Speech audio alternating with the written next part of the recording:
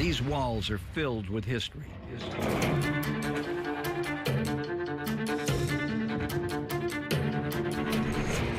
The most exciting stock car race I have ever seen in my life. We're going to have a terrific crash here. Too damn fat to be climbing fences. I got beat at my own game, I guess. He was with me tonight. I don't know how I did it.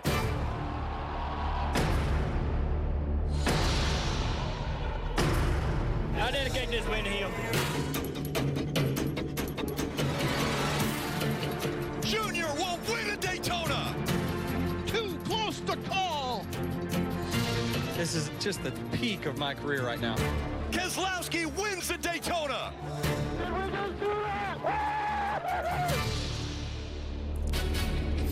It is a very special place, the World Center of Racing, as we get ready for Monster Energy NASCAR Cup Series qualifying from the 2.5-mile super speedway, Daytona International Speedway, Daytona Beach, Florida. Hello, everyone. When you say Daytona International Speedway, you know that it is a very big event. It's the 4th of July weekend, and we know that the Monster Energy Series is excited to be back here. But one of the big talking points getting ready for this qualifying session has to be that track position matters. You can't just say it's a restrictor plate track and I can get up there. Track position matters now. Well, it does matter. And if you look at stats, it proves that it matters. We see in every race in the last 5 years that running in the front makes it easier for you to win this race. So in this qualifying session, it starts. If you qualify well, you have that track position, and now you can protect it tomorrow night. If you don't qualify well, then you've got to go earn that track position and then try to protect it. Yeah, and then it comes up to the driver. Can he be aggressive enough early in this race to move back up to the front, or will the crew chief try to use these stages to be creative to somehow flip the field and get that track position? There's nowhere to hide here at Daytona. We've seen accidents in the front, accidents in the middle, accidents in the back, but up front you just have a whole lot better opportunity of controlling the type of finish you're going to see. So qualifying extremely important. Round 1 of qualifying from Daytona is coming up next right here on NBCSN.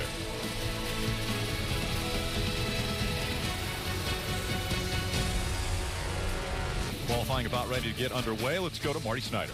Of course, a lot of attention focused on Kyle Larson, been a star here in the first half of the season. Yesterday, you and your team only single-car runs. How will that help you today for qualifying? I don't know. I don't think we're expecting too much out of qualifying today. I think we've changed some stuff to try and make the racing stuff a little bit better, so we'll see. This is some of the most intense driving we do all year right here in a few moments, so I just hope I can hold it wide open out there.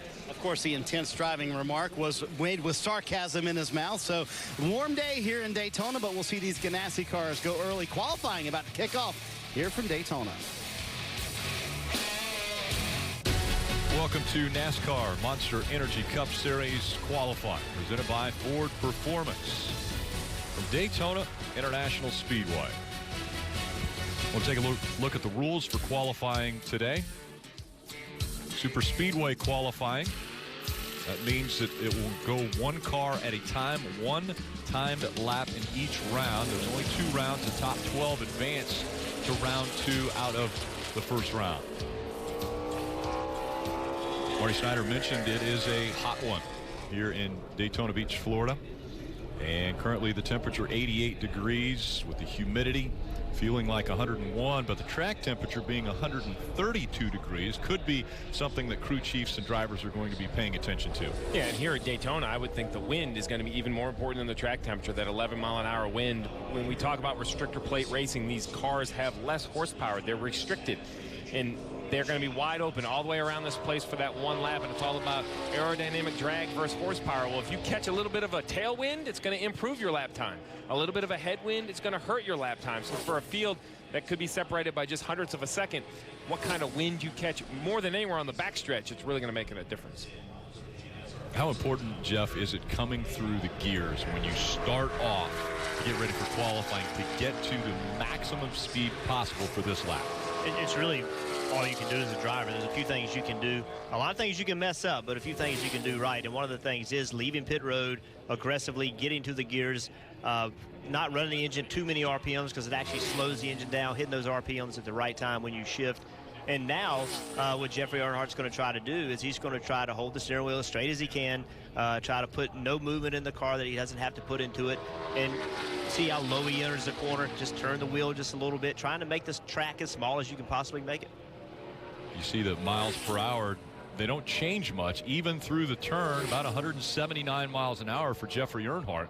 And yeah, Rick, and you see we have miles per hour and RPM. Well, the drivers in the seat, they don't have a speedometer in these cars, so they don't see miles per hour, but they do have RPM, and they can tell. Jeff, as a driver, you know, if you get to a certain RPM, perhaps something you hadn't seen in practice before, you know this is going to be a good lap. That's right. That is his driver's indication of the speed he's making. It's just the tone of the engine, the sound of that engine, and then also how many RPMs the engine is turning. And if you haven't watched Daytona single car qualifying, this happens quickly. There's already a car on the racetrack right now taking the start-finish line, so this qualifying will happen much quicker than what we saw 4 or 5 years ago. Yeah, and Reed Sorensen in this 55 car is looking for some uneventful qualifying. This is back in the duels in February. That move right there.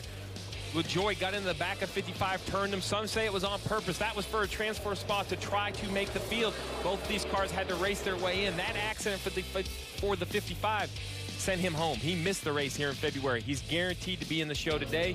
We only have a full field. No cars will be missing the race, but that was a big moment for them in February. They really got their season off to a rough start, not only missing the race, but wrecking the car, you know, through the process. Didn't take long for him to get LaJoie back, though. It was at Phoenix later that he was able to somewhat return the favor. Yeah, and you can see we've already joined as he's finishing his lap. So this happens quickly. So obviously his lap was much, much faster than Jeffrey Earnhardt's, way, way quicker at 48.74. 48.74, averaging over 184 miles an hour around this 2.5-mile super speedway. And you know, Rick, one thing that's changed with this type of format is not a lot of cars made qualifying runs. So I think we're all kind of guessing on what a good lap's going to be. We saw a few cars make single lap runs by themselves. We saw some laps in the mid 47s, like a 47.6, 47.7, but those are still just guesses because most of the fast laps were set in packs when they were practicing. You know, Jeff, unlike here in February where you have that whole practice of qualifying only where you get a lot of single car runs, it's going to be a little bit of a guess today on what a good lap is. This is DJ Kennington. He's a 39-year-old out of St. Thomas, Ontario, Canada. See, his speed is really close to Reed Sorensen. A little bit quicker getting into 3, then slow down just a touch in the middle of 3 and 4. DJ Kennington, just 2 Cup starts to his career. He finished 36th earlier this year in the Daytona 500.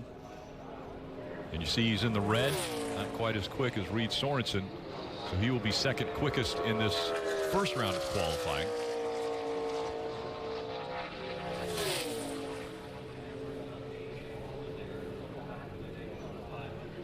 Next on the track, the 47 of A.J. Allmendinger.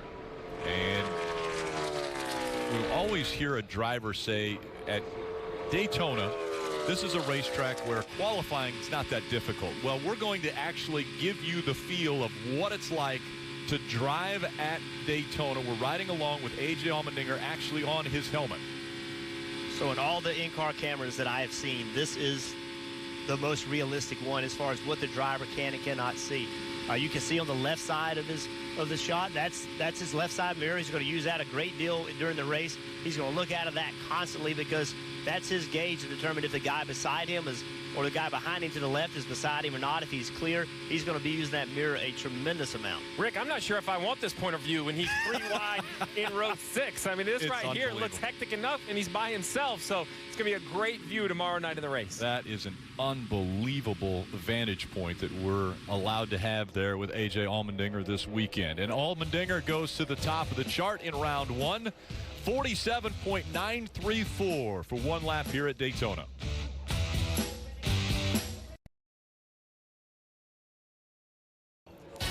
Chris Buescher just finishing up on his qualifying lap. He goes 47.969, second quickest. A.J. Allmendinger still has the fastest lap of the, right now, 6 that have been on the track, and that's including Jamie McMurray. But McMurray is on his qualifying lap now. I have to believe this is one of the cars you're going to have to beat on Saturday night. Really good plate racer. has some Daytona wins.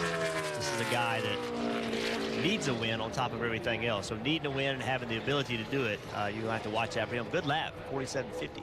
Well, now you've put a good car underneath a good restrictor plate driver, so I'd have to agree, Jeff. I think, you know, we keep talking about all the names that are looking for wins here, and Jamie McMurray, you know, really no one's safe with 10 winners and the variety of tracks coming up. There are very few drivers safe in this series. One of them, though, he's safe, is very safe, and that's Kyle Larson. He has, you know, last year it was, you know, when is Kyle Larson going to win? When is he going to win? And then he got that win at Michigan, and then it seems like that helped his confidence. But somewhere in that last third of the year, the equipment he was sitting is caught up to his confidence, it seems like, Jeff. And the race cars are matching his ability, and it's been a great combination for this 42 car.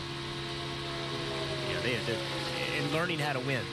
Yep. Right, going through that process of learning how to win. We've sat and watched, you know, him put himself in position time and time again and not be able to pull it off. Now he's learned how to execute when he gets those opportunities. I've heard it said many times, you have to lose to learn how to win. Well, he's had some close ones that he has lost, including right here at this track. Yeah. Well, there's no question, and he had mounted a big charge, coming from the back, but passing a lot of cars, a lot of aggressive moves, showing that he had a fast car, used the side draft to his advantage, did a really good job of getting himself in position to win the Daytona 500, and right in position. There's a perfect side draft on Martin Truex Jr., clears him, has himself right where he needs to be, white flag waving. You can see he's coming to the Daytona 500, and it all ends right here. So ran out of gas, ran out of fuel, and that goes by. So did everything right to put himself in position. Very unfortunate, a difficult situation. His crew chief said, you know, we knew it was going to be close, but we thought it'd be closer. We thought he'd be able to get down the backstretch and maybe have enough to get through 3 and 4 to fight until he got to the finish line, but it wasn't going to happen. Now Ryan Sieg takes to the track.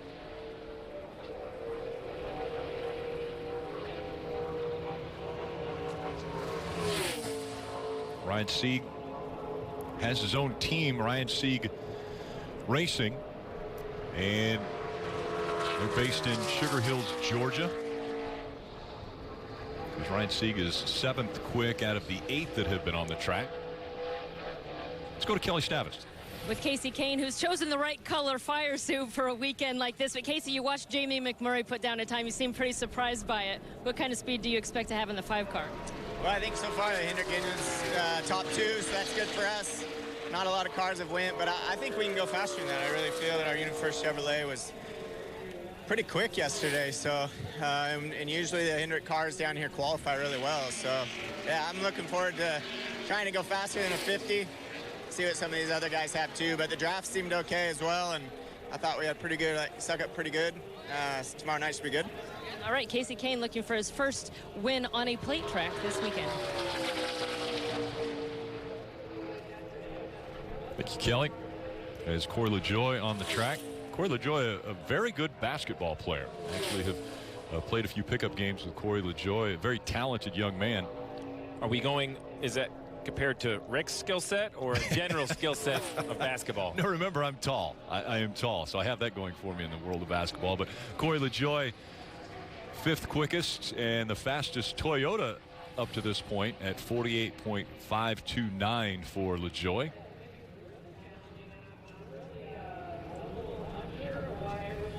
Corey, a part of the Hoop group that plays basketball actually at Denny Hamlin's, a group of some drivers and people in the NASCAR industry that get together and compete, have a little fun away from the racetrack, as now we see Danica Patrick on track. This is really, we've seen a variety of manufacturers run, but this is the first Ford we've had on the track so far. We just heard Casey Kane talk about the Hendrick engines being 1st and 2nd with McMurray and Larson. We really talked all weekend long about how good the Fords have been at the restrictor plate tracks, with Kurt Busch winning the Daytona 500 and Ricky Stenhouse Jr. winning at Talladega. Well, Danica in this Ford right here tracking in the green about a 1/2 tenth better than McMurray currently. People talk about Danica Patrick and, you know, can she win a race? Will she win a race? And this is the kind of racetrack that I think she can win on. It obviously has a fast car. We've seen these Daytona races, getting in the draft, making the right moves at the right time, putting yourself in position, and this is a race that Danica can win. Her teammate won the race earlier this year in Kurt Busch, winning the Daytona 500, and Danica Patrick fastest up to this point, 47.445 for Danica Patrick, just under the average speed of 190 miles an hour around this track. So speed's increasing as we continue on. Elliott Sadler on the track right now, and when I think about Elliott Sadler in Daytona, that close call he came to winning the Daytona 500, he was so close. Matt Kenseth got by him late in the race.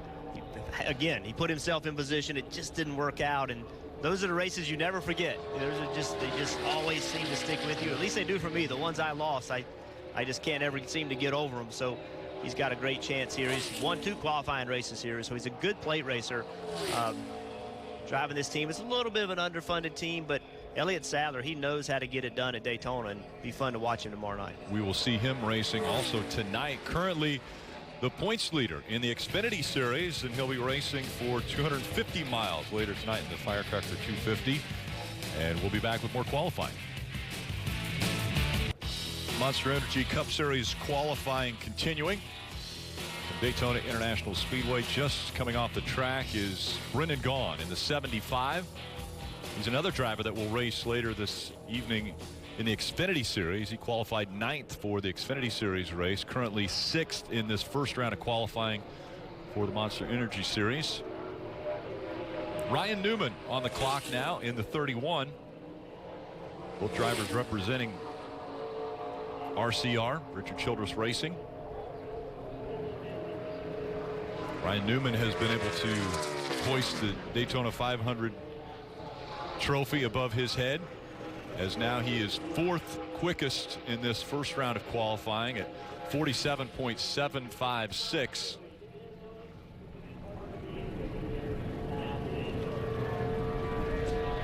And young Eric Jones following right behind Ryan Newman for his single lap of qualifying. Eric has had really, in my opinion, a decent rookie season.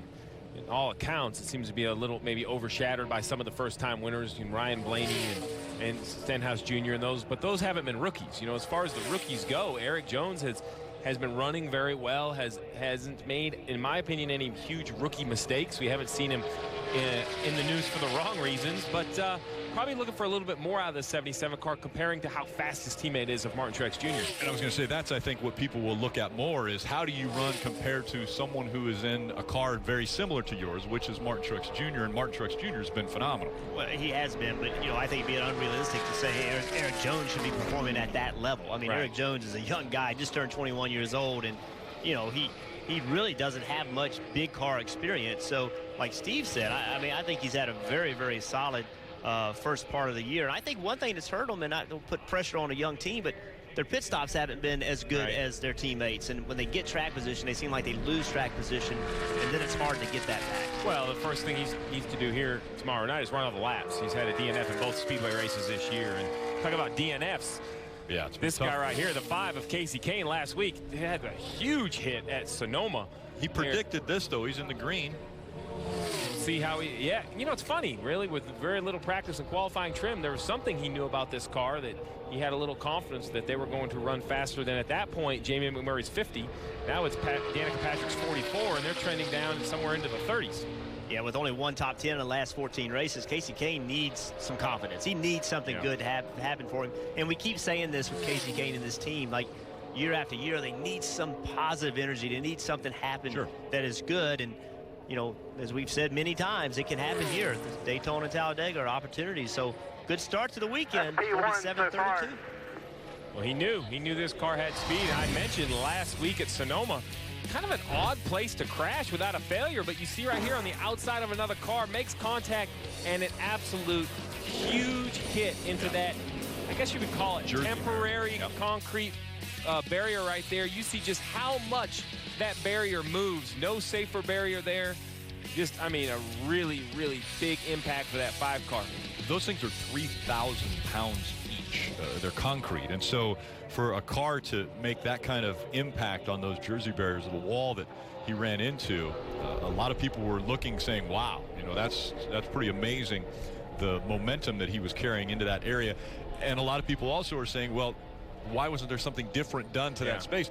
Well, nobody knows where someone's going to hit the wall, and it, like you mentioned, uncharacteristic to be in that position. And they do run multiple different events at Sonoma, so it's something they're just going to have to look at. As we see now, Casey Kane's teammate Jimmie Johnson on track. He seems to be a little off his teammate right now, trending in the red. Jimmie, the 7-time champ out of Hendrick Motorsports, has to be really the highlight of their year, with 3 wins so far. The only driver to get in the victory lane from the Hendrick camp. That has 3 wins here at Daytona.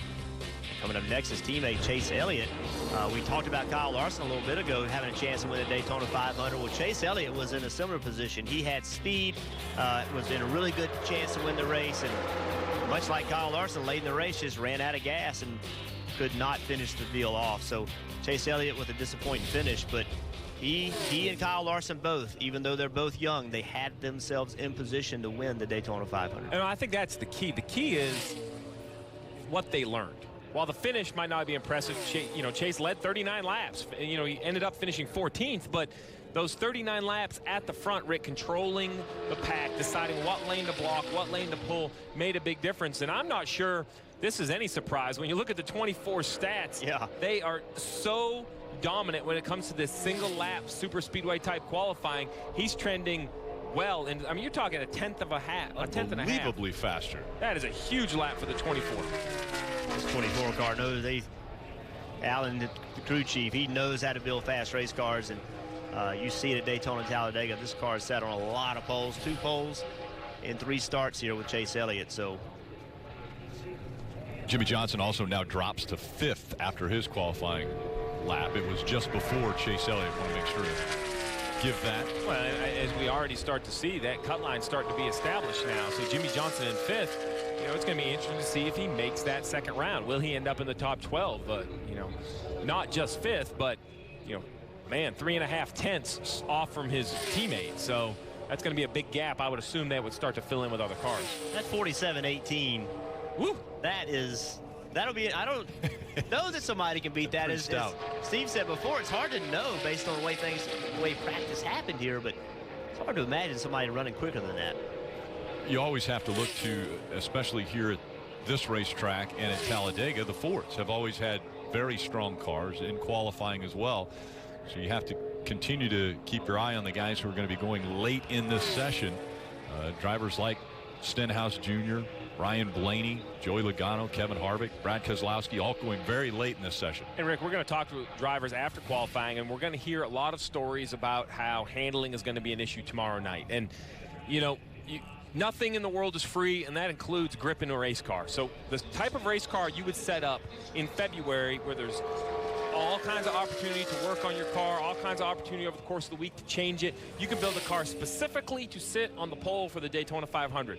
These cars here, after qualifying, the next time they're on the racetrack is the race. So these cars are going to have certain things built in to help them drive, whether it's a little more downforce, whether it's suspension settings that add grip when you're out there in a pack.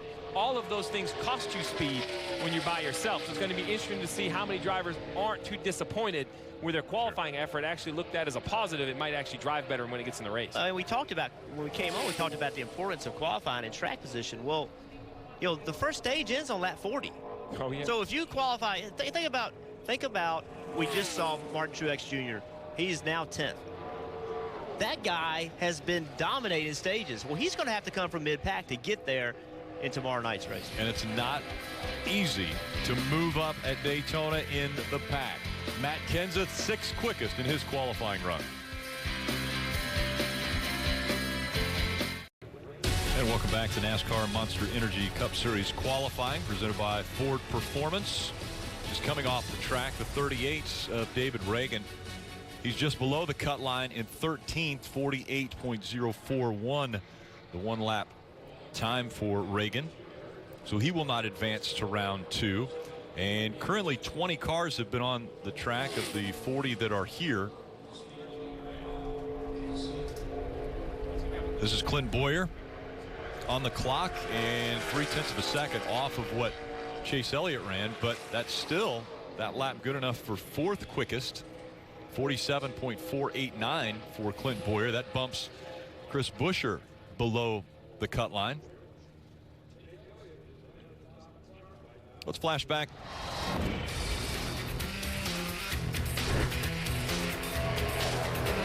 There's the 18 of Kyle Busch.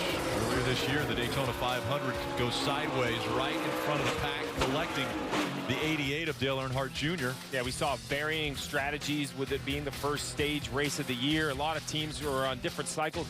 The 18 was actually out there trying to stay on the lead lap, had a flat tire in front of the field. They got caught up in it. The good news for the 88 is that they were up front when they got caught up in that crash. We haven't seen that out of the 8 in the last 2 or 3 speedway races. And right here, the good news is we didn't know if anybody could match Chase Elliott's time of that 18. And right now, Dale Jr. is right on pace to run almost exact same time. Looks like he may beat him. It's going to be close. And as you mentioned, Chase Elliott put up a great time, but now Dale Earnhardt Jr. has bettered that time. 47.157 for Dale Earnhardt Jr. He now tops the list in round 1. And remember, this is just moving you to the final 12. So this is not for the pole yet. You just have to get in the top 12 to advance to go into the last round of qualifying. So Earnhardt Jr. and Elliott, that battle is going to continue on and to battle for the pole. Yeah, that was the battle that started the Daytona 500 in February. They were the front row. Chase Elliott and Dale Earnhardt Jr. It was the other way around, though. Elliott had won the pole. Earnhardt Jr. started second. And Marty Snyder. And let's chat with Darrell Bubba Wallace Jr. in the 43 this weekend. And what are the honest expectations on tomorrow night, just because you don't have any experience in the Cup car in a draft like this? Yeah, no, I'm going to get used to it. I will say it's pretty cool seeing 88 on top of the board right now. It'd be cool to get that 43 up there, too. But just pumped up right now. I mean, it's a great opportunity for me to go out and kind of the easiest job here.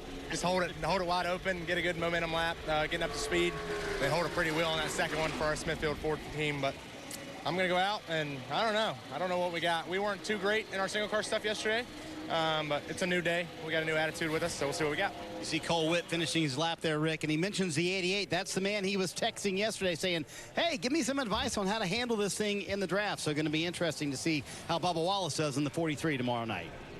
That's a pretty good guy to ask advice from as well. Dale Earnhardt Jr., so much success here at Daytona.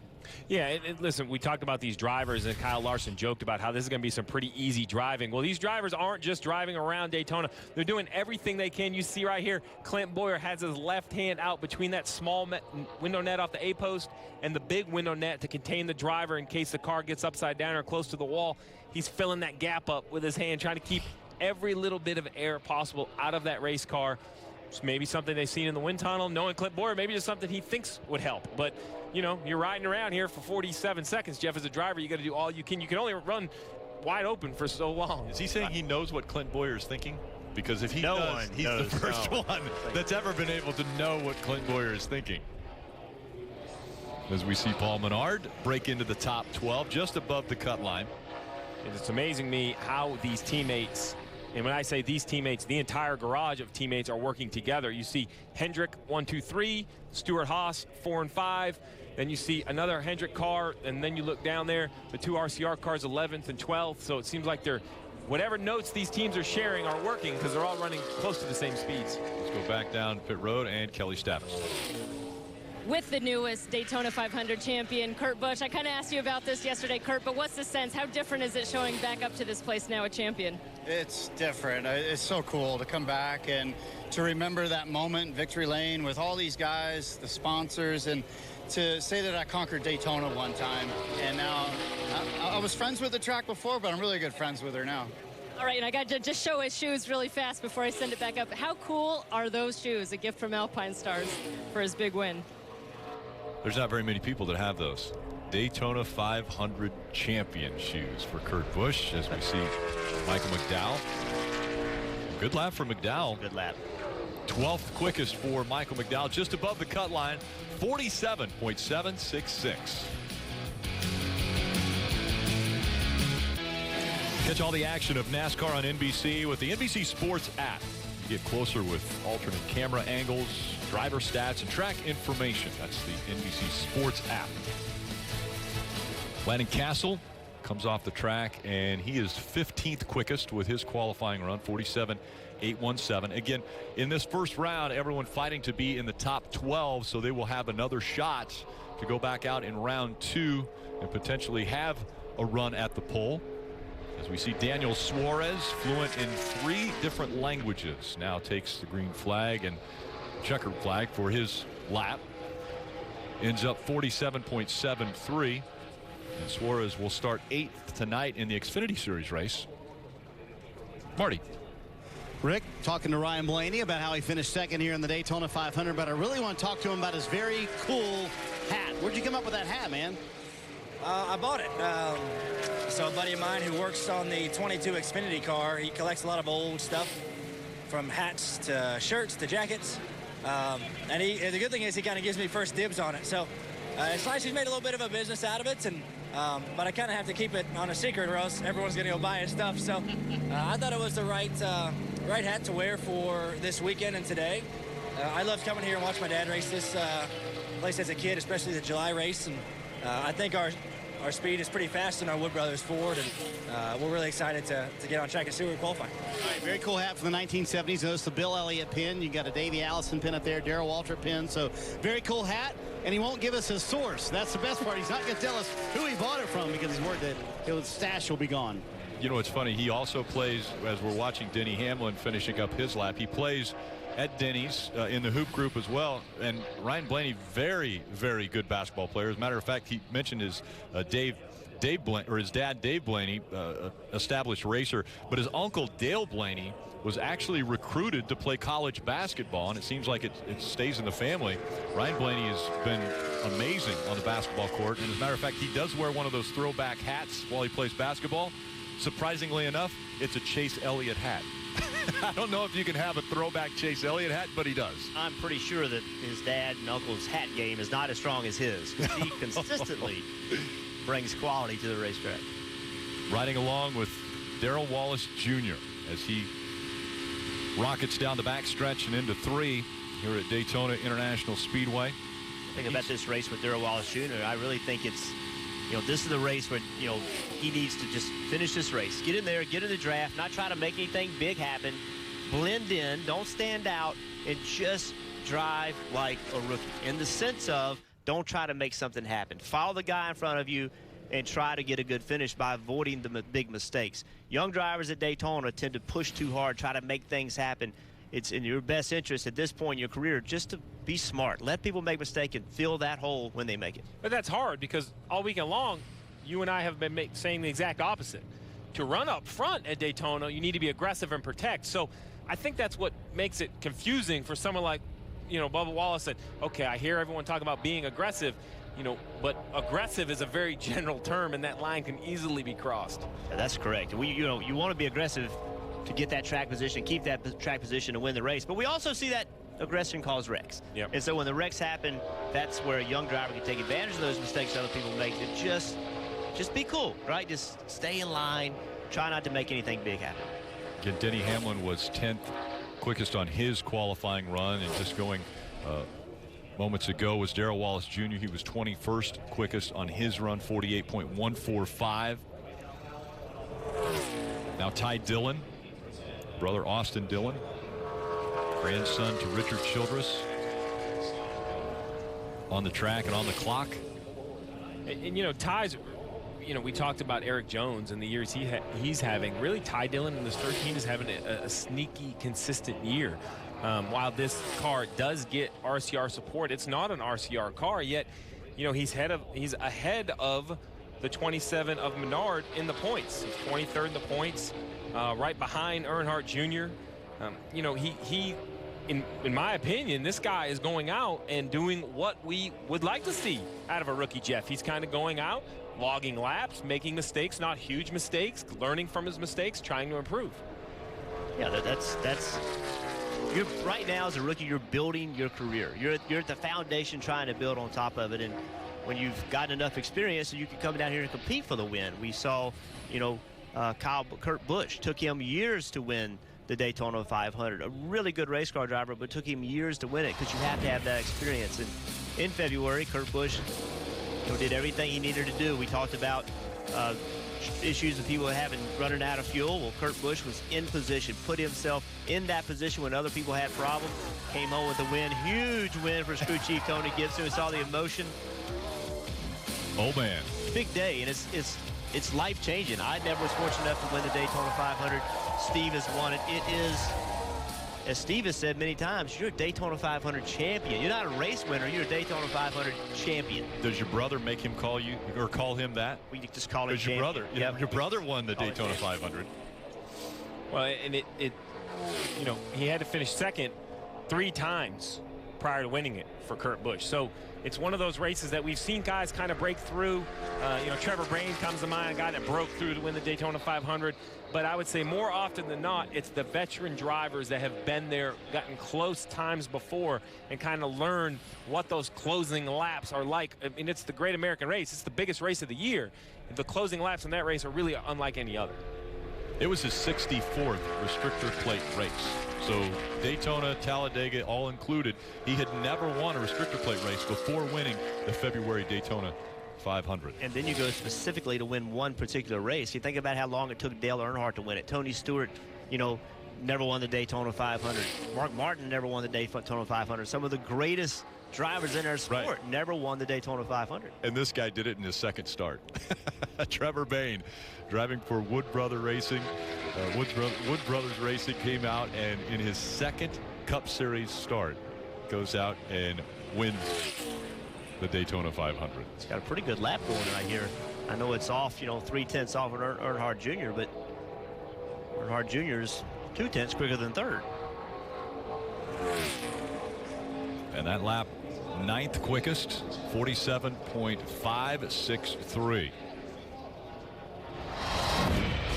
Austin Dillon, and his history here at Daytona it coincided with NBC Sports coming back to covering NASCAR, and that was the end of our first broadcast in 2015.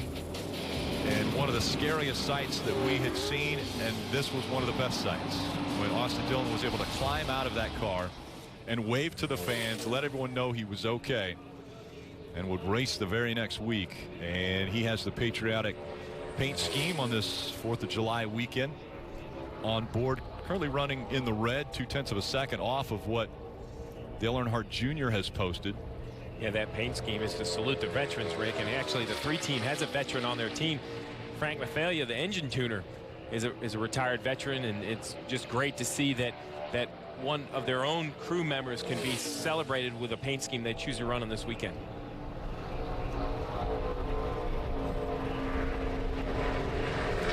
'11 Truck Series champion, Xfinity Series champion in 2013. Can he win the Cup Series championship? That's still to be determined.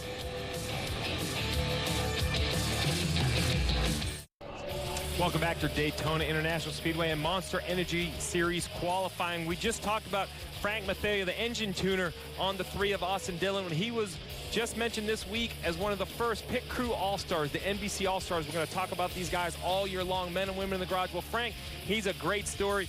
He's a retired mechanic and tow truck driver. That's actually what he says on his Twitter handle. Now the engine tuner for Austin Dillon. He's a retired Marine, been in the garage a long time. He's a great story from inside the garage area, Rick. And I have to give him a little bit of credit for Austin Dillon's win. I would think it was a fuel mileage win. He's the engine tuner, so you got to give him a little bit of credit there. I mean, look, when you have on your Twitter handle one line and it said retired mechanic, tow truck driver, and now an engine tuner at the Cup level, that is a pretty cool one-liner. That catches your attention. Ricky Stenhouse Jr. now on track.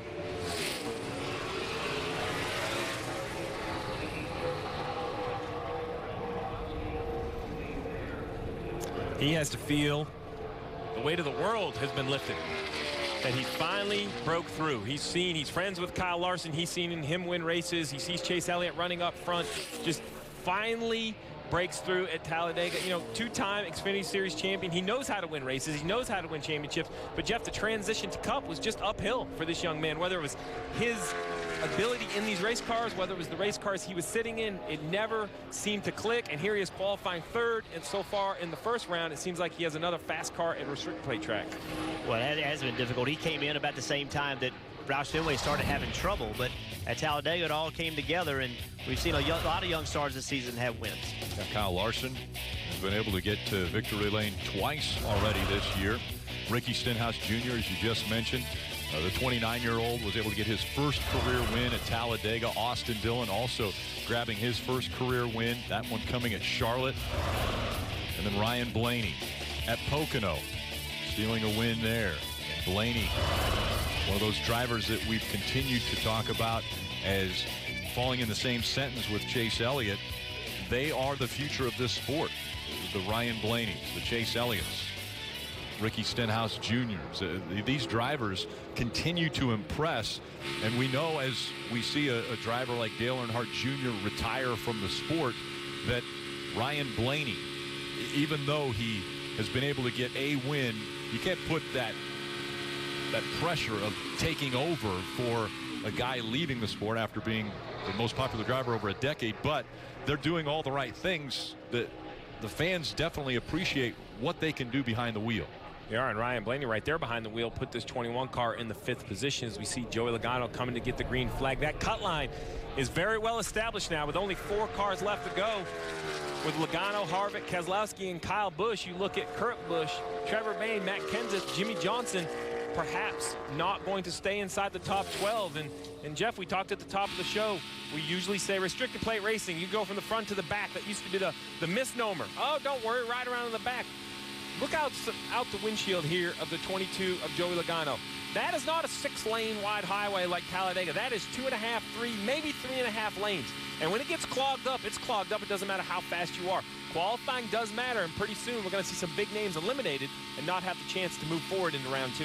Yeah, and as a rider around with Joey Logano, he's one of those guys that if he gets that track position, he and his teammate Brad Keselowski, they block from lap 1. They do whatever they can to keep that track position. So I believe that this team really believes that qualifying matters. Good run right there. That's easily going to move them into round 2.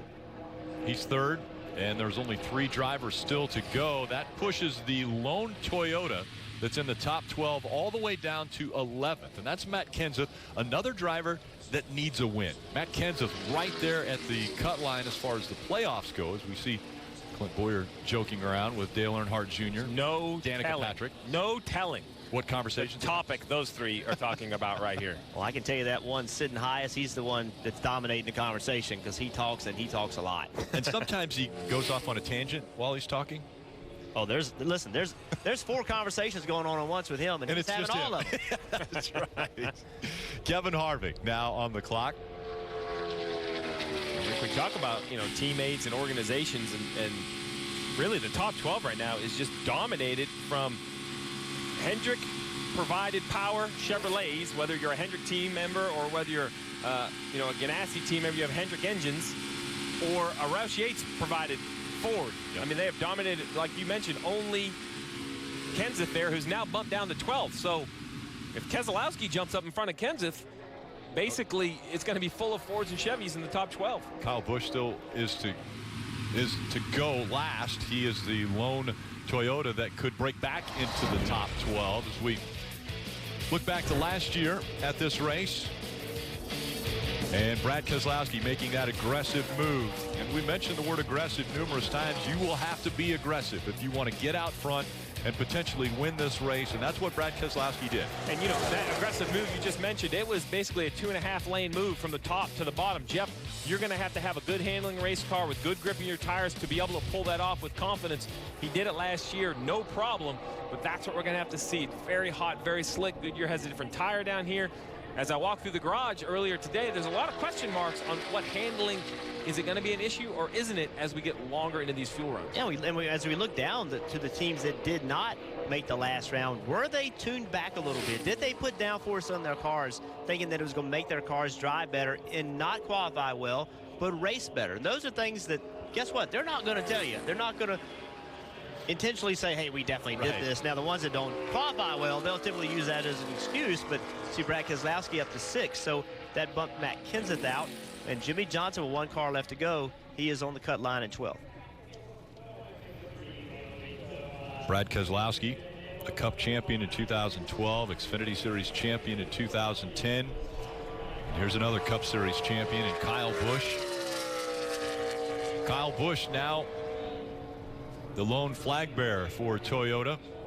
It is all Chevrolet and Fords in the top 12. Can Kyle Busch break into that fraternity? So, Rick, I like to pride myself that I spend a lot of time in the garage area and know these teams, but I won't lie. I had to look down at my sheet to make sure I had the crew chief right for the 18. Because it's Jacob Cantor, which is the third crew chief of the year. Adam Stevens was on suspension when the tire came off at Dover. Then Ben Bayshore took over as interim crew chief. They had 2 lug nuts off last week, so now he's on 1 week suspension. So I had to just double check my stats to make sure I had the right guy on top of the box. So this will be close right here where the Kyle Busch moves into the final round. And he does not. He is 16th quickest, and so he will not make it into round number 2. 12 drivers, all either driving a Ford or a Chevrolet. And it's Dale Earnhardt Jr. that was fastest in round 1. Chase Elliott was second quickest. And so those two have a little bit of an advantage as they get ready to start round 2. It's a big weekend of racing here at Daytona tonight, 7:30 on NBCSN. Xfinity Series Coca-Cola Firecracker 250. That telecast presented by Subway. And then tomorrow night on NBC, Monster Energy Cup Series Coke Zero 400. That coverage beginning at 7 p.m. Eastern. Round 2 of qualifying coming up next. Mobile. So after round 1, that means that 13 through 24 here are locked in as far as their starting positions. Matt Kenseth, the fastest Toyota that doesn't advance into round 2. All the way back through. See, Martin Truex Jr. has had so much success winning stages, but it will be difficult starting 25th. And then down through the 40th starting position and Jeffrey Earnhardt. Let's go trackside to Marty. Chat with the fastest man in the first round of qualifying here, Dale Earnhardt Jr. And, you know, confidence level on the race car. It's one thing to be fast for one lap. What about tomorrow night? Well, we liked what our car was able to do in practice. It did a few things that really surprised me. Got a run off of turn 2 on the quarter panel of somebody, and that run propelled me up to the next guy and got on his quarter panel and ended up completing that pass too. That's the kind of things you got to have from your car. Some cars are capable of doing that and some aren't. But this one here we brought this weekend looks like it's got good speed. So we'll see how we can do in this second round. It'd be nice to get a pole. And but either way, you know, guys brought a fast car. Obviously, you've been focused on race trim, so a little surprising it's this quick and qualifying trim? We've been trying to make sure the car drives good for the race because I need it to drive real good to be aggressive, to be able to make the moves I need to make. And that's more important than raw speed. But you know, it is still a pretty fast car. There you go, fastest so far. And again, Kelly, they focus mostly on race trim, so pretty quick here in qualifying as well. Well, we'll see what the 10 car has in plan. Danica Patrick, of course, knows what it's like to start from pole here at Daytona. What has your focus been? Are you guys really set up for the speed here at qualifying? You got something that should work well once you get to race? Well, you know, I think that once we get to this point in the season, after being to a couple of super speedways, especially having the time we do at Daytona, you know, everybody feels like we got what we got, and so we didn't do a mock run or anything. We did 2 single car runs, and we didn't even really get in traffic that much. So, but this is the car we had in the Clash, and the Clash went pretty good. So, yeah, it's a good car, and you know what? Stuart Haas has always built great cars. So, especially now that we've got more in-house things. So, yeah, and it shows. There's 3 of us. So. I think that on super speedways, the better you can start, the better off you are, because it's not that easy to just go, I'm going to go to the front. So that's what everybody wants to do. So hopefully we can just kind of hang out there all night and have an awesome finish. We saw you hanging out with one of your teammates, Clint Boyer, along with Dale Jr. The question is, do you get a word in edgewise when Clint's up there kind of holding court? Absolutely. You have to muscle your way in, then, don't you? I mean, Clint's pretty funny, but I usually can say something that can make even Clint blush. Ooh, I like it. All right, how about that, Rick? Well, there might need to be a microphone put into that conversation if you can make Clint Boyer blush. Round 2 is coming up next from Daytona. Earnhardt Jr., Chase Elliott, fastest in round 1. And welcome back to Monster Energy Series qualifying, presented by Ford. And we're getting ready for the second round. Looking ahead to NASCAR America. That's coming up live here in Daytona at 6 p.m. Eastern. Dale Jr. will talk about his family legacy here at Daytona. Rutledge Wood will discuss what's going to happen in the Decagon at tonight's big fights, as well as Toyota drivers training with Olympians. We actually have an Olympian part of our broadcast, and Otto Bolden. You'll hear from him throughout the weekend. I mentioned Rutledge Wood. He won't be involved in the big fight as far as getting inside the Decagon. The Professional Fighters League will be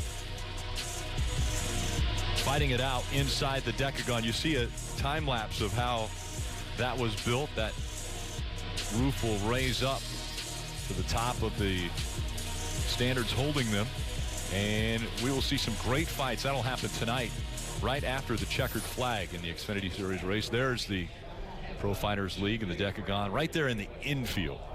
Marty. I don't think Joey Logano's going to jump in the. You're not going to jump in the Decagon tonight, are you? I mean, wouldn't be the first time, right? I'll let you say that, not me. All right, let's talk about the qualifying effort there in round one. You said it's been a while since you guys have made the second round at a plate race. Why? What's been going on? I think so. I think it's been a little bit. It's good speed for Michelle Penzo Ford in single car runs. To see if what it does for the second time here, if we can maintain that speed and hopefully pick up a little bit and grab a pole. That'd be really neat. You know, this qualifying here is all about the team and how much they've put into their cars, and massaging a little here and a little there and trying to make a little bit more speed out of it. So I got a good one for sure, and hopefully it transfers over into the race and also this next round. Let's talk about hanging out with Otto Bolden. What's that like? It's been fun. It's been really fun.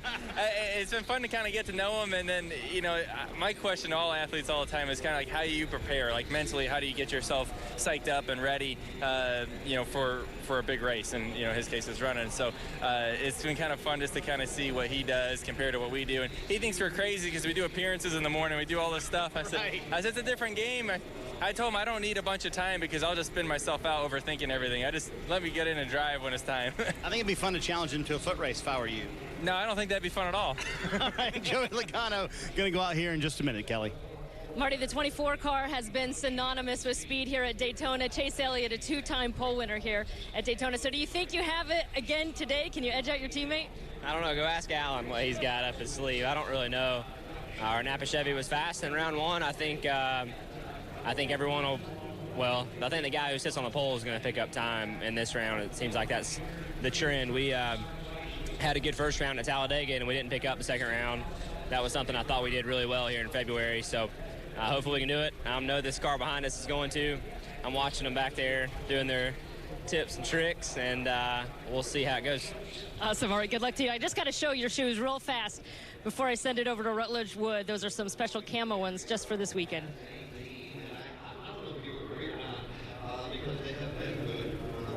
You know what, Kelly? I was running around here earlier looking for some fun stuff to do, seeing what the teams are doing with all the heat. I think I might have technically passed out, but I woke up in a room full of ice. I feel great now.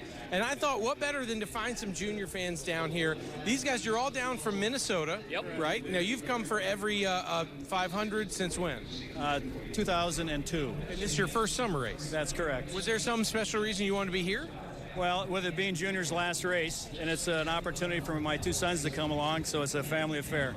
And this is a big deal. And now, last time you were here was a real great 500. What was that? Correct. 2004. That's the only time I've been down here, and I say it's the best race because obviously Junior won that one. It was great to see. Yeah, you know what? That was the throwback we played last night. So you believe that there's a good chance that history could repeat itself tomorrow? Hopefully. I did the 8 at the same place last night as I did back then, so hopefully that works out again. What was that? The North Turn. Oh, shout out to the North Turn for a little superstition. I think that's a good call. Yes, I think, hopefully. Fingers crossed. Have you ever had the Rick Allen there? I had ribs last night. I don't know if that's the Rick Allen or not. Well, they call it the Ribs Allen for nickname, but it's the Rick Allen. It's surf and turf and surf again, but it's really good. Good luck, you guys. I'm glad you're here. Appreciate it. Thank you. And you have to tell Rick Allen I'm a Cornhusker as well. Oh, Rick, look at that. That just happens naturally, my friend. Well, we love that, and I'm glad that you're conscious again, Rutledge. Thank you.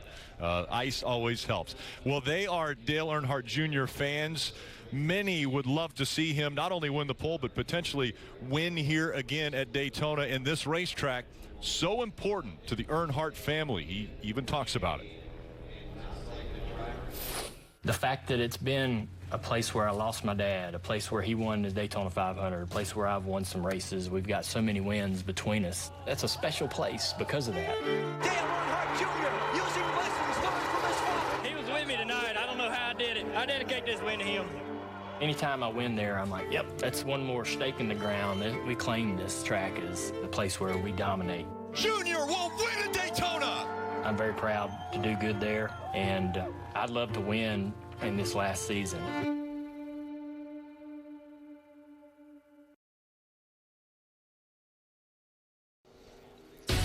You're watching NASCAR Monster Energy Cup Series qualifying, presented by Ford Performance.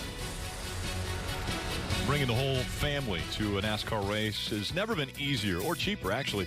Kids 12 and under are free for every Xfinity and Camping World Truck Series race on the schedule. Discounted tickets also available for every Monster Energy Cup Series event. You can visit NASCAR.com/kids-tickets to learn more about free and discounted tickets for every event near you. As we see Jimmie Johnson, the first out on the track now.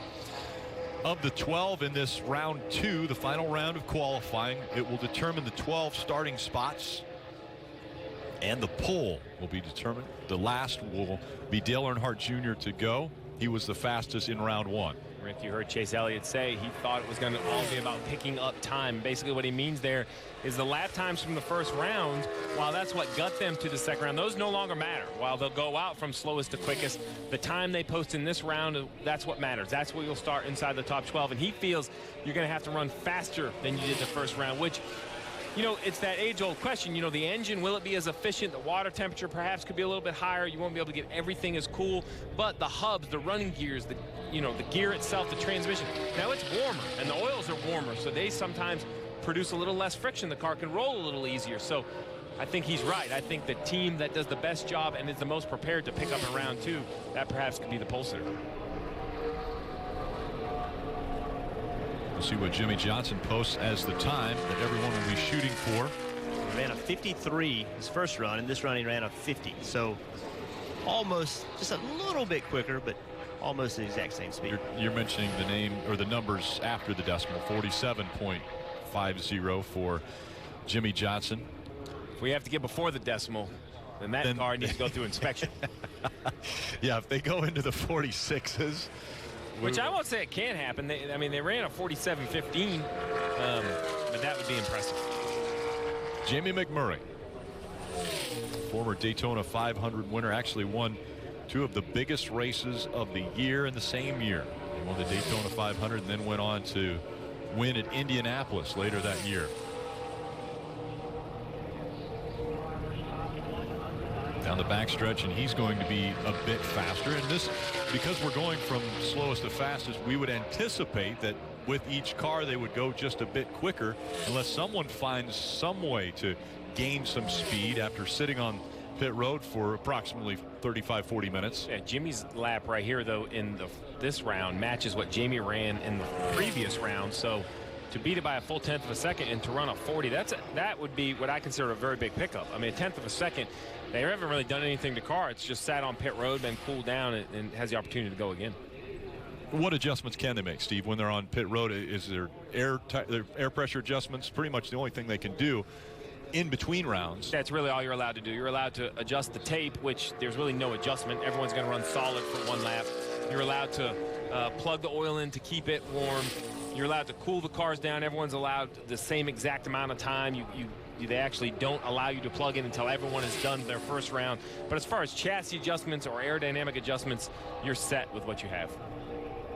Now it's Clint Boyer's turn, and he is running in the red, so not quicker than what we have seen McMurray. And he's using the hand out the window again. Somebody needs to tell him it's a great idea, but let's get you some black gloves. If we're gonna, it's a great, cool white gloves to go with the paint scheme. But if you're gonna stick it into the black window net, get you some black gloves for that. Well, I think our fans at home like the white gloves, Steve. Yeah. Get to see it. It's just an example of how everybody on the team does everything they can. This qualifying at Daytona, track position matters. There's no doubt about it. But also, it's pride. It's when a company can come to Daytona and build race cars that are fast. There's a lot of pride in that. And the pole sitter, that's a big deal. Sitting on a pole at Daytona is a big deal. So drivers, crew members, everybody does everything they can. Kevin Harvick now on the clock.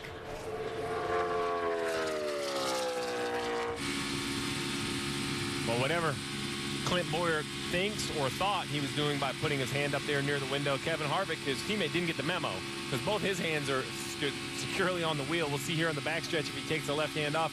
He doesn't. So, and his lap actually is trending, I call that about a wash with McMurray. We'll see how he gets through turns 3 and 4. A little bit more speed now, and you had mentioned earlier the possibility of even just a little bit of wind, if it changes direction to where it's behind you as opposed to in front of you, that can affect a lap, and we see him picking up a little bit as he went into 3 and now coming to the finish line. Well, yeah, I mean, we're in Daytona Beach. I mean, the ocean is only a few miles east of here, and you know, as anyone knows, is a good lap for Kevin Harvick. You know, when you get around the beach, the winds can be kind of gusty, and that's the thing. It's not a real sustained wind. It be consistent from one direction, but if you happen to get a big gust and it is in the wrong direction, it can definitely hurt your lap time. Kevin Harvick picked up that 1/10 of a second, you know, from the first run to the second run. So similar to what McMurray picked up. How focused are you on a line, Jeff, as you're going into turn 1? How close do you want to be to that yellow line, and how focused do you have to be on it? You want to be right on the yellow line. You don't want to get below that yellow line. It's a little bit rougher down there, and you just want to be right on against the yellow line. Try to make the track as small as you can. Always the age-old question is, like, leaving the corner. How much do you want to turn the car on corner exit? If you don't turn the wheel as much, you tend to think it's not bogging the car down, but you're using more racetrack. So watch Danica Patrick right here. She's trying to make a decision. Do I want to release the wheel or keep turning it? She released the wheel just a little bit, but still stay toward the bottom of the racetrack. I'd be honest with you, I came down here one time and tested and didn't see hardly any speed in any of that. But Danica to third fastest, but it's just mainly not messing up, not missing his shift, that type of thing. Danica Patrick third quickest. Ryan Blaney next to go out onto the track, and one of the younger drivers that was able to get his first win, and it came at Pocono, but he had to hold off Kevin Harvick, and that's a tall task because Kevin Harvick, very talented. At the time, Harvick had not won in 2017, now has a win. But Ryan Blaney gets to victory lane. He's able to celebrate. Wood Brothers Racing once again seeing success. You mentioned his uncle Dale Blaney was a pretty good basketball player. Well, I said pretty good. He was drafted by the Lakers. It might have been an understatement, okay? It could have been an understatement. Drafted by the Lakers. You know what was great, though? You might as well tell Otto Bolden he's an average sprinter. The man has 4 medals. I mean, this guy got drafted by the Lakers. He was pretty good. 86, 87. He gets drafted by the Lakers. And you know what he does? He decides, I like racing more. And he goes out and he becomes a phenomenal race car driver. Smart man. Yeah. So now we see his nephew, Ryan Blaney, is third quickest in this second round of qualifying after 6 have gone.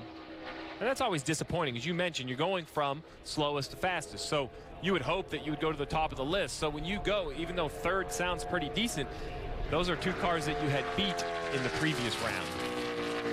And now it's Brad Keselowski's turn. And already trending the wrong direction. Early in this lap, he is now about a 0.5 of a second slower than what Kevin Harvick has run. See if he can change that, move it in the other direction as he goes down the backstretch. Not a lot, but it is going the right direction now for him. And it's going quickly. I was going to say that was a big gain at the end of the backstretch, and we'll see if the momentum can continue through the corner. It is. In the green now for Brad Keselowski as he comes to the finish line in his 1 lap of qualifying in round 2. And he now runs 47.297 and is fastest.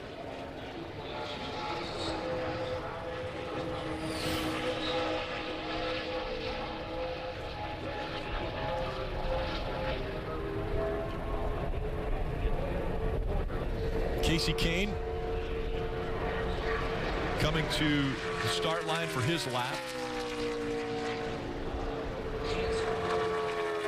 so much talk has been made of Casey Kane and when will he break through again? When will he get back to the ways that we have seen him drive and race? And then the pressure of racing against his teammates who have had incredible success, and Jimmy Johnson as well as Chase Elliott already this year. Is that leaving a question mark for Casey Kane's future? Well, I was going to say, Rick, you look at Hendrick Motorsports as a whole. So the driver of the 88 has announced he's retiring at the end of the year. There's no question there. But Jimmy Johnson and Chase Elliott have both recently been in the news about re-upping, new contracts, extending both of their careers at Hendrick Motorsports. And I think that's only stirring the pot a little bit more with Casey Kane. The only thing that makes that stuff go away is winning.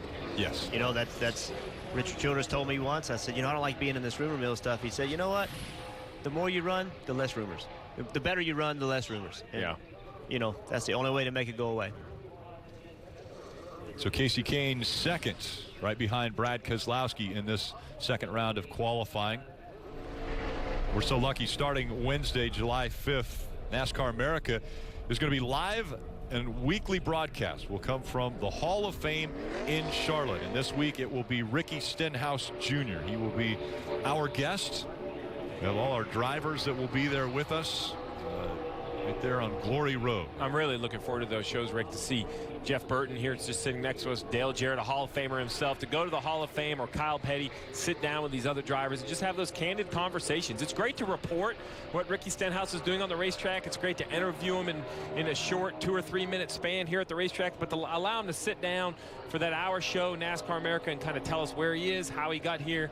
It's going to be an interesting watch for sure. Ricky Stenhouse Jr. comes to the line, goes across the line, actually fourth quickest, 47.367. You talk about Ricky Stenhouse Jr. being one of our young guys that's having success and won this year. Certainly Roush Fenway is headed in the right direction, but Jimmy Finning on the Super Speedway program, you know, long-time veteran in this sport. He oversees the Super Speedway program. What a great job. This, without a doubt, has been the strength of Roush Fenway, Daytona and Talladega restricted plate racing. Well, Rick, you, myself, Jeff, we had this conversation at the top of the show internally. Who needs to have a good qualifying run? Who needs to come out of Daytona? And it's made me laugh. The three cars that we discussed, they're left. It starts here with Joey Logano. Why he got that win at Richmond, that win is encumbered. So he currently doesn't have a win qualifying him for the playoffs. So I know there's been a lot made of Dale Earnhardt Jr. We will continue to talk about him needing a win. Chase Elliott looking to finally break through. Joey Logano, I think he kind of slips under the radar. Everyone forgets he still isn't qualified at going back to a track. He was the 2015 Daytona 500 champ. He knows how to win here. Well, he's won 3 of the last 10 plate races. So he is definitely a good plate racer. His teammate is number 1. He is number 5 now in qualifying with 2 cars to go, and that will be Dale Earnhardt Jr. and Chase Elliott. Chase Elliott will be next on the clock. And who would have thought? Joey Logano is 10th in points. Yeah. 10th. I mean, that should be, man, every year 10th should be good, but it's not this year with 10 winners, and we, I think, all expect more winners. It could be this young man right here, Chase Elliott, going to victory lane, taking those playoff slots. 10th is no longer a guarantee. Well, we're getting ready to see a Hendrick battle for the pole. I have a feeling that Chase Elliott's won the pole for 2 of his 3 starts here, so would not be surprised one bit. We talked about the success of this 24 car, Alan Gustafson, how good he is on plate racing. You see right now, almost a 1/10 of a second faster than Keselowski going into turn 3. And that's about what he ran right now, the time that he's looking at, almost what he ran in the first round. He ran a 47.15. We'll see if he can back that up. Yeah, there's no question the 24 is going to be on the front row. The question is, which side at the front row? I think we're going to have to see that in a minute with the 88 on the track right behind him. A great lap, 47.17. 47.17 for Chase Elliott. He's currently number 1. And all the fans that are in the stands and everyone watching for Dale Earnhardt Jr.'s final run at Daytona International Speedway, everyone crossing their fingers if they are Dale Jr. fans that he could potentially win the pole in his final Daytona start. And remember in the media center yesterday that someone asked Chase Elliott, would you pass Dale Jr. on the last lap to win Daytona? He's like, well, of course I would pass that. Why wouldn't I? But we may see him have to do that based on this run right here. He's in the green going down the backstretch. Dale Earnhardt Jr. looking for the pole at Daytona. He has to hold the line through 3 and 4. Losing a little bit as he goes through 3 and 4. It's looking good as he exits 4, coming to the finish line. And Dale Jr. is going to win the pole at Daytona. P1 right there, buddy. Awesome. Finally.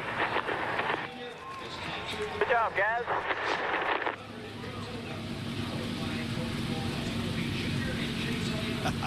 Dale Earnhardt Jr. Nice work, everybody. Thanks, Steve Berg, Hendrick Motors. That's awesome. Thanks, Dale. 14th career pole for Dale Earnhardt Jr.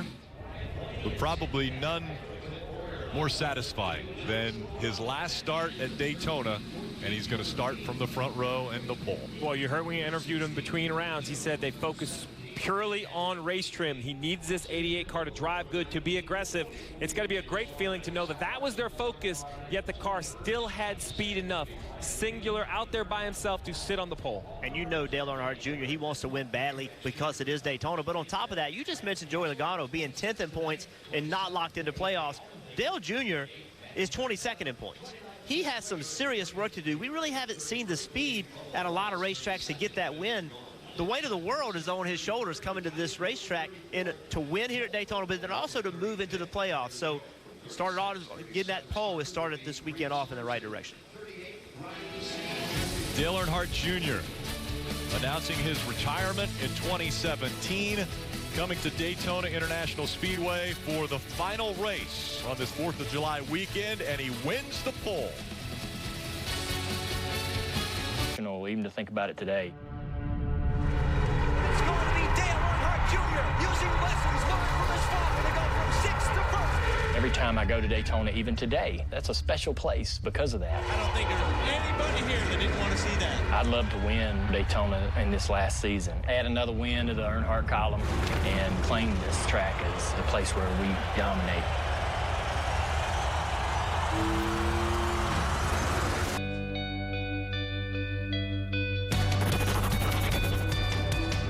Dale Earnhardt wins the Pepsi 400. Dale Earnhardt Jr. using lessons learned from his father to score the victory with the Pepsi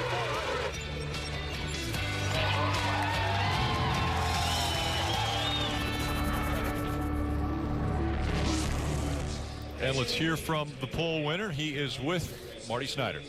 And taking the pictures after winning the pole here at Daytona. And your quote afterwards was, finally. That's only the second pole for you at Daytona. In a day and age when it seemed like Ford was winning all these poles and had the speed of the plate races, how significant, and your final start at Daytona, Junior? Well, I have to give HMS a lot of credit, particularly for me personally. It seemed, it's been the 24 bunch. They've been really, we've kind of been pushing each other over the last several years in qualifying at Daytona and Talladega, and it's been a healthy competition, and I think that that's why we win poles and qualify so well at some of these racetracks, is that healthy competition within the company.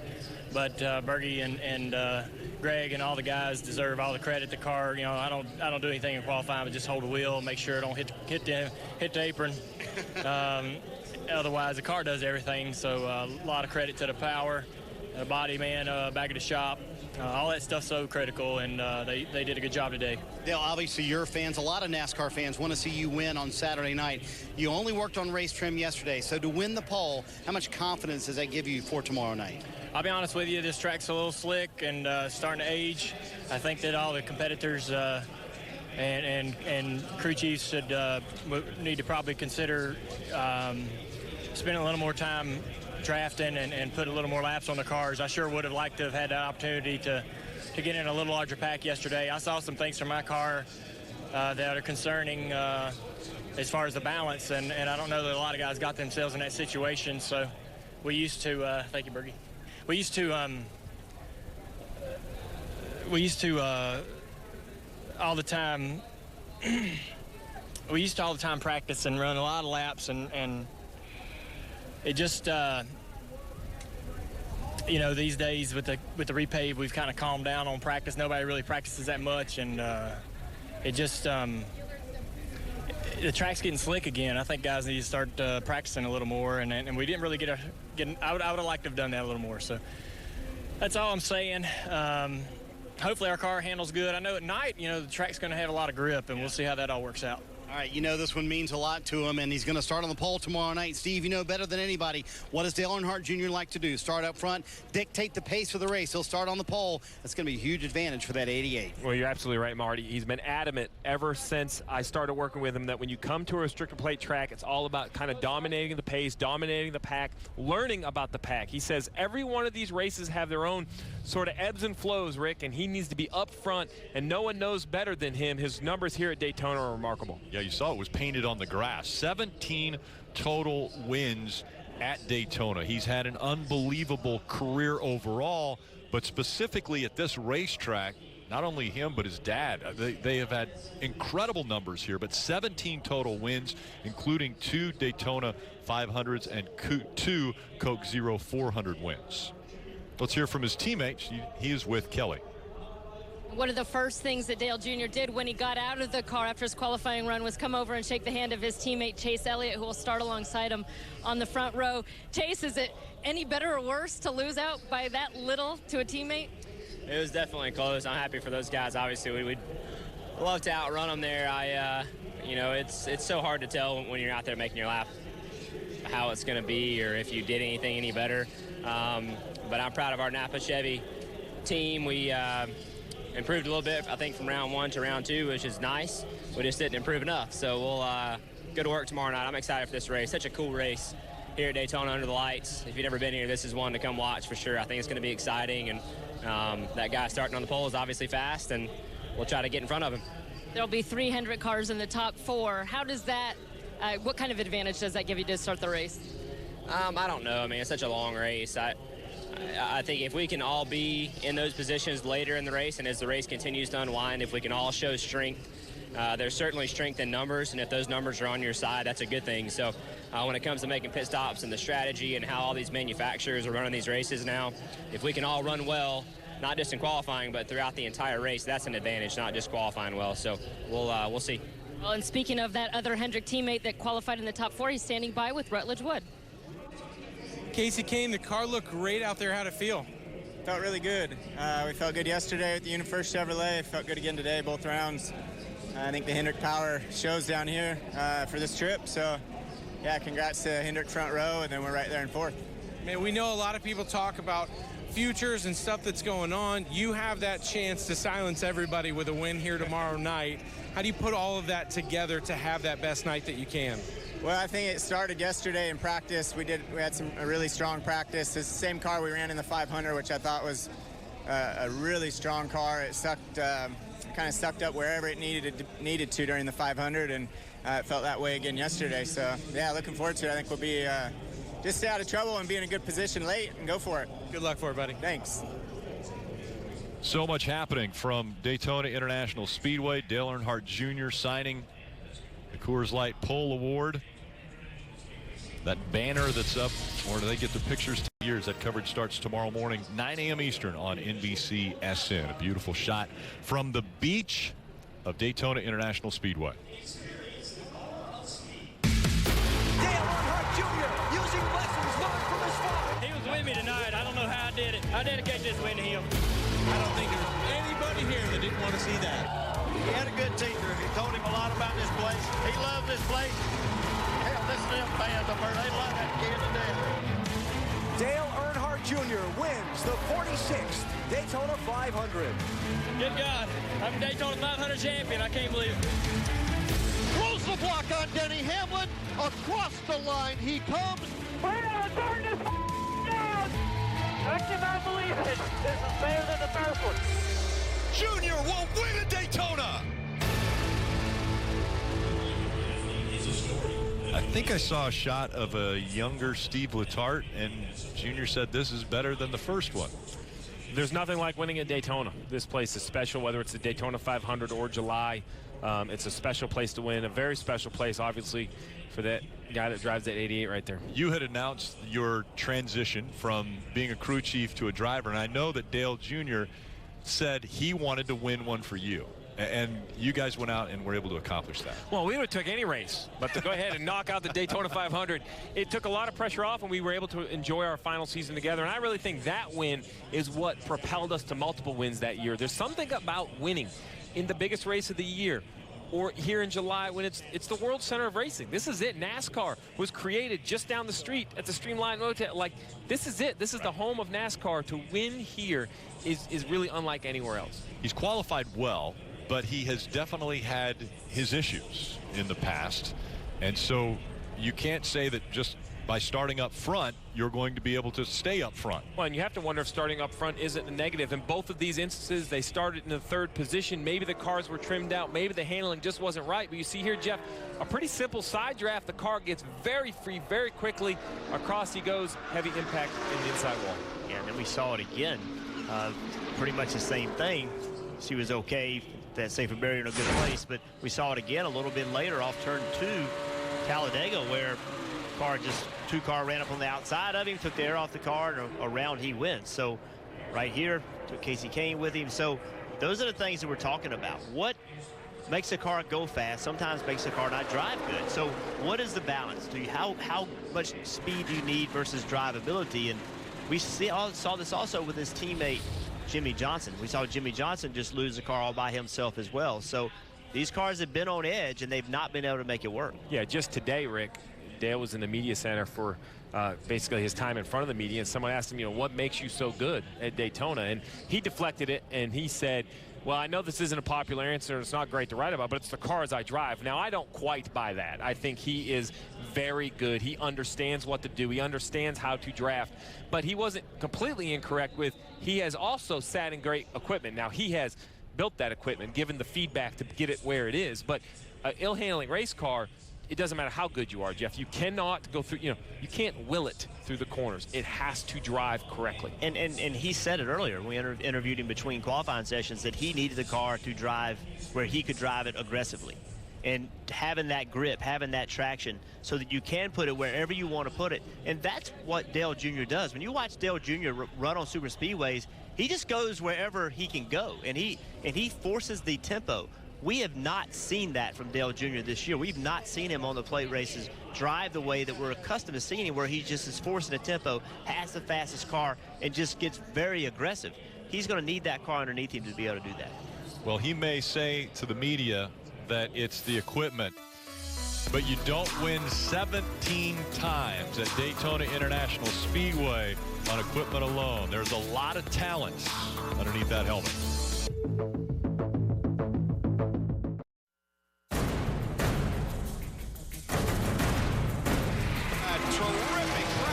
Waltrip tumbling down the backstretch. Coming up high.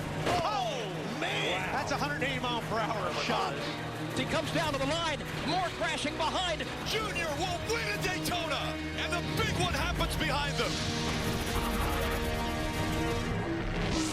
So many times we hear the big one when you come to Daytona or Talladega. It is always a possibility. We talk about the big one, and at Indianapolis 500 this year, Scott Dixon a part of the big one there. Well, the Verizon IndyCar Series is on NBCSN. It's the All-American short track action. The Iowa Corn 300 from Newton, Iowa. That's Sunday, June 9th on NBCSN. I want to take a look at the top 4 drivers and where they will line up for tomorrow's race. Ryan Keselowski, the best in qualifying. It's Harvick, Stenhouse Jr., Joey Logano, Ryan Blaney, Danica Patrick, all inside the top 10 as far as starting positions for tomorrow night's race. And Ricky Stenhouse Jr., the most recent winner on a restrictor plate track. He will start 6th with Kelly.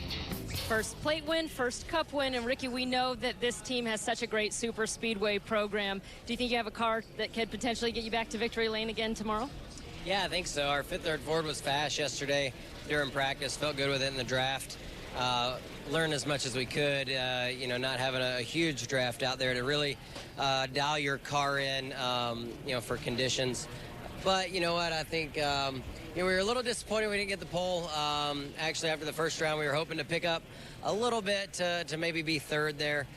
We knew that 88 and 24 were going to be pretty strong, as they always are here at Daytona. So we got something we can work with, and the guys have been working really hard, like you said, on it. And it's cool to see the stat of all the Fords being up there. So hopefully we can get a Ford performance in victory lane. And, Doug's been doing a great job on our engines. So we'll all try to work together and see if we can keep them up front.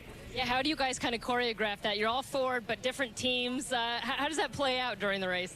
Yeah, it was nice during practice. We all got together and went out and made laps, made a decent long run, seeing the speed of what our cars have. Really here at the Speedways, I feel like to be good, you need to figure out when you're going to pit under green and come back out all together so you lose the least amount of time. So we feel like our Fords draft really well together in a straight line. I feel like we have a lot of good speed. So if we can get on and off pit road, all together and all in a line, then we can have ourselves set up for some stage wins and maybe a race win, especially if it comes down to green flag pit stops. So that's the easiest time to gain or lose track position. So we'll see how it goes. All right, Ricky Stenhouse Jr. starts 6th tomorrow. Rick? And as you mentioned, Kelly, his first career win in the Monster Energy Cup Series came at Talladega Super Speedway, and there was the pass.